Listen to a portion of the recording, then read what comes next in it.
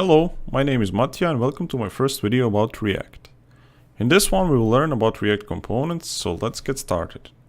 I created a starter kit on CodePen where you can start playing with React without having to install anything. Just click the link in the video description. So currently we just have an empty page with only one empty div on it with an ID of root, as you can see here. We will be focusing on JS tab here, at least for this video. And if you scroll in the JS tab at the bottom, you can see some code that we're not going to talk about right now. But basically, it just makes sure that whatever we write gets rendered, as you'll see later. So, let's write our first React component.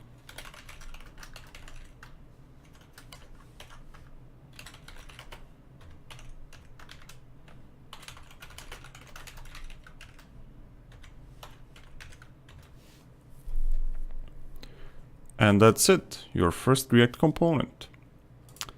There are a couple of ways you can create components in React, but we started with the most simple one, function component.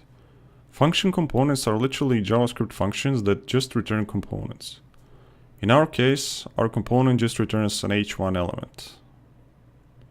I named it first, but you can name it whatever you like. Just keep in mind that it needs to start with a capital letter.